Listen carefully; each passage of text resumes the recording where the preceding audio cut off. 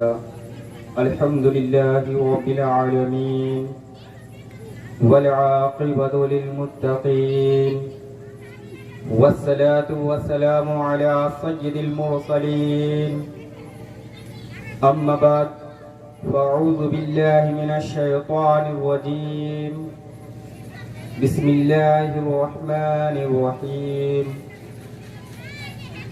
अला बिज़िक्रिल्लाहि तत्मइन्नुल क़ुलूब सदक़ल्लाहुल अज़ीम व सदक़ा रसूलुहुन नबियुल अमीनुल करीम व नहनु अला ज़ालिका मिनश शाहिदीन व शाकिरीन वल्हम्दुलिल्लाहि रब्बिल आलमीन। मोहतरम सामीन किराम, जिस्म पर फूलों का है रंगीन लिबादा नूर का, जिस्म पर फूलों का है रंगीन लिबादा नूर का, खुशकलू ताइफ के लब पे है तराना नूर का। जिस्म पर फूलों का है रंगीन लिबादा नूर का, खुशकलू ताइफ के लब पे है तराना नूर का। मुस्तफ़ा का सहर है या कोई गूं का नूर का, सुबह तैबा में हुई बढ़ता है बाड़ा नूर का। तेरा सुबह तैबा में हुई बढ़ता है बाड़ा नूर का, सदका लेने नूर का आया है तारा नूर का। हैते शब्बीर और सबीर में हलते शब्बीर और सबीर में असासा नूर का, असगर अकबर के सर पे अमामा नूर का, खानवादा नूर का, कुंबा कुंबला नीर का। तेरी नस्ल पाक में है बच्चा बच्चा नूर का, तू है एने नूर तेरा सब घराना नूर का।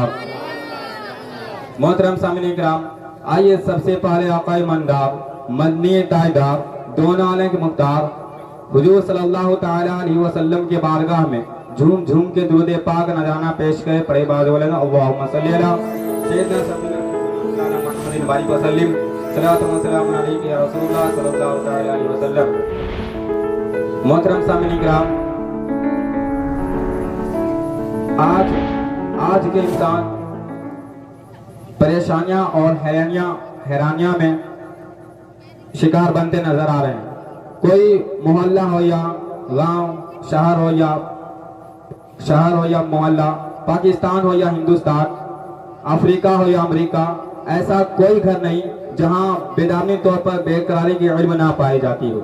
आज हर इंसान बेकरारी के इल्म में शिकार बनते नजर आ रहा है। आखिर ऐसा क्यों होता है? आखिर चैन, सुकून, आराम और राहत कहाँ से मिलेगी? आइए हम और आप चैन और सुकून, आराम और राहत तलाश करते हैं। हजरात, क्या हिंदुस्तान में मिलेगी? नहीं। क्या पाकिस्तान में मिलेगी? नहीं। क्या अफ्रीका में मिलेगी? नहीं। क्या अमेरिका में मिलेगी? नहीं। ए मुसलमानों, आखिर चैन और सुकून कहाँ मिलेगा? हिंदुस्तान के हर गौसे में चक्कर लगाया लेकिन चैन और सुकून ना मिल सका। पाकिस्तान के हर खित्ते का नजारा लेकिन चैन और सुकून ना मिल सका। जब मैं पूरी दुनिया में चक्कर लगाया तभी भी चैन और सुकून ना मिल सका। जब मैं परेशान होने लगा तो मैंने कुरान से पूछा कि कुरान, तू ही मेरा रहनुमाई है, तू ही मेरा सब कुछ है, तू ही मुझे बताएगा आखिर मुझे चैन और सुकून कहाँ मिलेगा। तो कुरान ने जवाब दिया कि साइल इंसान पूछता है कि चैन और सुकून कहाँ मिलेगा, तो लो सुन लो, अला बिज़िक्रिल्लाहि तत्मइन्नुल क़ुलूब, अल्लाह के जिक्र से दिलों को चैन और सुकून मिलता है। मोहतरम सामीन किराम, कुरान ने पुकार के कह रहा है कि इंसान, दुनिया के चक्कर लगाने वाले इंसान, ये परेशानियां, ये हैरानियां इसलिए होती है कि तुमने रब तबारक व तआला को याद करना छोड़ दिया। रब तबारक व तआला को भूल बैठे हुए हो। ए मोहतरम, ए मेरे मुसलमानों, रब तबारक व तआला को याद करो और अपनी उजड़ी हुई बस्ती को आबाद करो।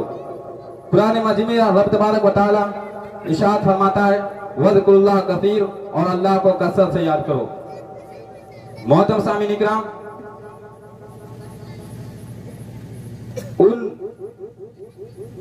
उन बुजुर्गाने दिन की जिंदगी को अपने सामने रखिए। तो अफसोस की बात तो यह है कि मस्जिद से सदा आती है, हय्या अलस सलाह, हय्या अलल फलाह, आओ नमाज की तरफ, आओ फलाह की तरफ। मौजिन पुकारता है, आओ कामयाबी की तरफ, लेकिन हम क्या करते हैं? नींद के हराम की नींद सो रहे हैं।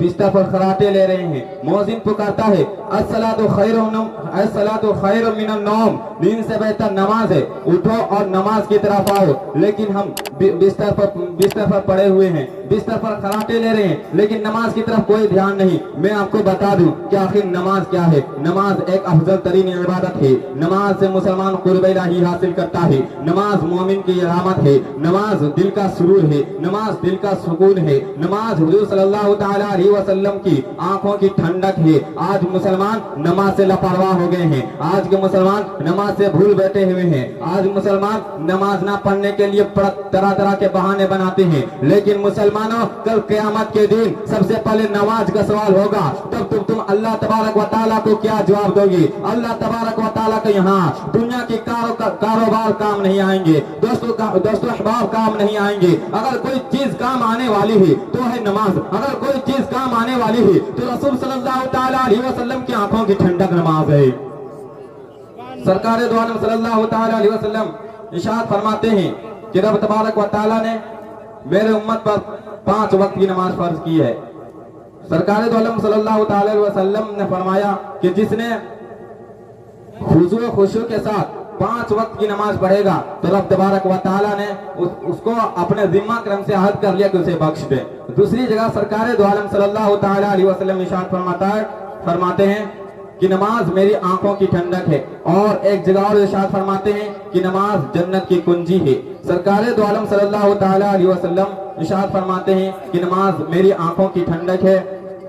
अगर आप सरकार दो आलम सल्लल्लाहु तआला अलैहि वसल्लम की आंखों में ठंडक पहुंचाना चाहते हैं तो आज से नमाज शुरू कर दीजिए। ऐसा कौन सा मुसलमान है कि सरकार दो आलम सल्लल्लाहु तआला अलैहि वसल्लम की आंखों में ठंडक नहीं पहुंचाना चाहता होगा, यकीनन चाहता होगा। अगर आप हकीकी माना से आशिक रसूल हैं और सरकार दो आलम सल्लल्लाहु तआला अलैहि वसल्लम की आंखों में ठंडक पहुंचाना चाहते हैं तो आज से नमाज शुरू कर दीजिए और सरकार दो आलम सल्लल्लाहु तआला अलैहि वसल्लम के जहानों में दोनों जहानों के मालिक बन जाइए। सरकार दो आलम सल्लल्लाहु तआला अलैहि वसल्लम इरशाद फरमाते हैं कि नमाज जन्नत की कुंजी है। मतलब ये हुआ कि जो नमाज हुब्बे नबी में पढ़ी जाए वो जन्नत की कुंजी है। जो नमाज इश्क़े रसूल में पढ़ी जाए वो जन्नत की कुंजी है। जो नमाज तलवार के साए में पढ़ी जाए वो जन्नत की कुंजी है। जो नमाज तरीक़े मुस्तफ़ा सल्लल्लाहु तआला अलैहि वसल्लम में पढ़ी जाए वो जन्नत की कुंजी है। जो नमाज हुब्बे नबी में पढ़ी जाए वो जन्नत की कुंजी है। मगर जो नमाज इश्क़े रसूल से बगैर पढ़ी जाए वो बारगाह इलाही में कबूल ना होगी।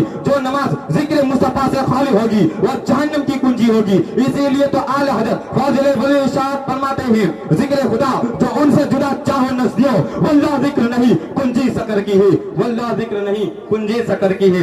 दूसरी पर अल्लाहुम्मा सल्ली अला सय्यिदना सफीना हुबना मौलाना मुहम्मद बारिक वसल्लम सल्लल्लाहु तआला अलैहि वसल्लम।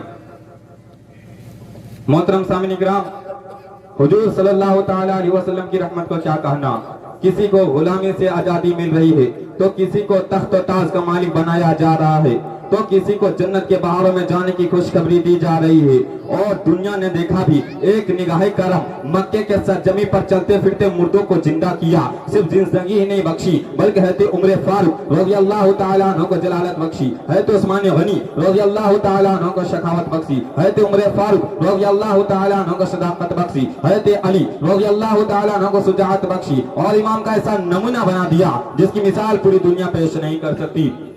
एक मरतबा हज़रत अब्दुल मुत्तलिब खाना काबा की तवाफ करते करते क्या देखते हैं कि खाना काबा मुंह के बल आ गया। हज़रत अब्दुल मुत्तलिब सोचने लगे अब तो खाना काबा की दीवारें रेजा रेजा हो जाएगी, ईंट टूट जाएगी, गरीबी की आलम है, खाना काबा की तामीर किस तरह की जाएगी। अभी तो खाना काबा खड़ा था, अचानक ये क्या हो गया है कि खाना काबा मुंह के बल आ गया। हज़रत अब्दुल मुत्तलिब ये सोच करके खाना काबा से बाहर आते हैं तो एक लौंडिया से मुलाकात होती है। तो उस लौंडिया ने कहा आज हज़रत अब्दुल मुत्तलिब के घर एक पोता पैदा हुआ है, कसम खुदा की मुसलमानों। हज़रत अब्दुल उस लोनिये की जुबान से इतना सुनना था कि पूरे मक्के वालों से ऐलान कर दिया, ओए मक्के वालों सुनो सुनो, खाना काबा गिरा नहीं है बल्कि खाना काबा सज्जे में झुका है। इसीलिए तो हमारे रजा, आपके रजा, प्यारे रजा, इसके रजा, सच्चे रजा, प्यारे रजा इमाम अहमद फाज़िल बड़ी इरशाद फरमाते हैं हाजी आओ शानसा का रोजा देखो, काबा तो देख चुके हैं, काबे का काबा देखो।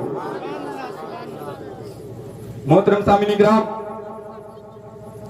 हज़रत जिब्रील अलैहिस्सलाम हुजूर के बारगाह में हाजिर होते अर्ज करते हैं, या रसूल अल्लाह, हमने नूह अलैहिस्सलाम की उम्मत को जहन्नम में देखा। या रसूल अल्लाह, हमने ज़िक्रिया अलैहिस्सलाम की उम्मत को जहन्नम में देखा। या रसूल अल्लाह, हमने मूसा अलैहिस्सलाम की उम्मत को जहन्नम में देखा।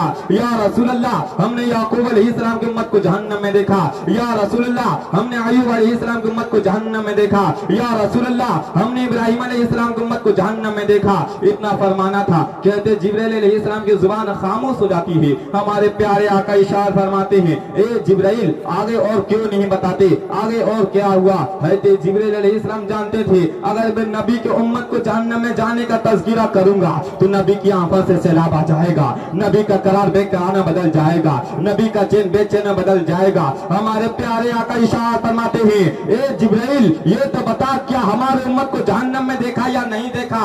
हज़रत जिब्राइल अलैहिस्सलाम को मजबूरन अर्ज करना पड़ता है, या रसूल अल्लाह, मैंने भी आपकी उम्मत को जहन्नम में देखा।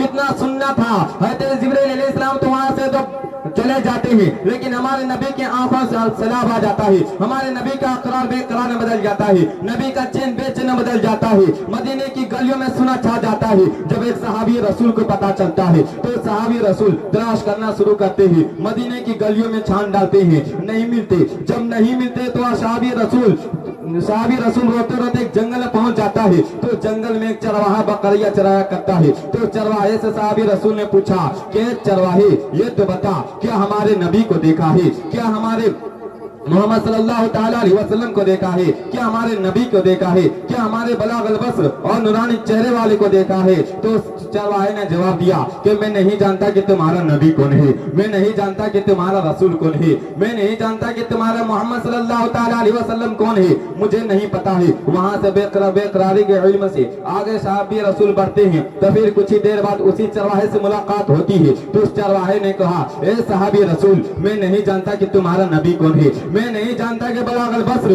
और नूरानी चेहरे वाले कौन है, मुझे नहीं पता है, लेकिन मुझे इतना पता जरूर है कि झाड़ी के पीछे कोई ऐसा फुट फुट के रो रहा है जिसकी दरबारी आवाज सुनकर मेरी बकरियां ने चलना बंद कर दिया है। कसम खुदा की मुसलमानों, उस सहाबी रसूल ने सोचने लगा, ऐसा कौन हो सकता है, हमारे नबी ही होंगे, हमारे रसूल ही होंगे। उस सहाबी रसूल उस चरवाहे को शुक्रिया अदा किया और वहां से दौड़ पड़े। तो हमारे सरकार से मुलाकात हो जाती है, लेकिन हमारे सरकार को क्या देते हैं कि हमारे सरकार के सर मुबारक सजदे में झुका है। कसम खुदा की मुसलमानों, आप लोगों ने बहुत से सजदे देखे होंगे, लेकिन हमारे नबी का सज्जा इतना ही निराला है, हमारे नबी का सज्जा इतना ही नटखट है, हमारे नबी का सज्जा इतना ही अनोखा है। अरे जमाने के लोग ने सज्जा किया तो सज्दे में सुभान रब्बियल आला पढ़ा। हज़रत उस्मान गनी रज़ियल्लाहु ताला अन्हु ने सज्जा किया तो सज्दे में सुभान रब्बियल आला पढ़ा। हज़रत अली रज़ियल्लाहु ताला अन्हु ने सज्जा किया तो सज्दे में सुभान रब्बियल आला पढ़ा। हज़रत उमर फारूक रज़ियल्लाहु ताला अन्हु ने सज्जा किया तो सज्दे में सुभान रब्बियल आला पढ़ा।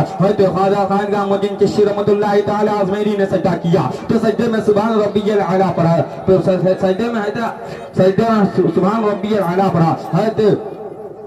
किसी मुफक्किर का सजदा सुभान रब्बियल आला, किसी मौलाना का सजदा सुभान रब्बियल आला, किसी हाफिज का सजदा सुभान रब्बियल आला, किसी नमाजी का सजदा सुभान रब्बियल आला, किसी हाजी का सजदा सुभान रब्बियल आला, किसी गाजी का सजदा सुभान रब्बियल आला, किसी तलबा इकराम का सजदा सुभान रब्बियल आला, किसी बूढ़ा का सजदा सुभान रब्बियल आला, किसी नौजवान का सजदा सुभान रब्बियल आला, किसी बच्चा का सजदा सुभान रब्बियल आला। हमारा सजदा सुभान रब्बियल आला, आपका सजदा सुभान रब्बियल आला, उसका सजदा सुभान रब्बियल आला, इसका सजदा सुभान रब्बियल आला। कसम खुदा की नबी से लेकर के आज तक ने जिस लोग भी ने सजदा किया तो सजदे में सबों ने सजदे में सुभान रब्बियल आला पढ़ा, लेकिन हमारे नबी का सजदा इतना ही निराला है, हमारे नबी का सजदा इतना ही नटखट है, हमारे नबी का सजदा इतना ही अनोखा है। अरे जमाने के लोग ने सजदा किया तो सजदे में अपने रब को याद किया, लेकिन हमारे नबी ने सजदा किया तो सजदे में अपने गुनहगार उम्मतों को याद करके बारगाह इलाही में अर्ज किया, रब्बी हबली उम्मती, रब्बी हबली उम्मती, रब्बी हबली उम्मती, यानी ए खुदा मेरे उम्मत को हमारे हवाले फरमा।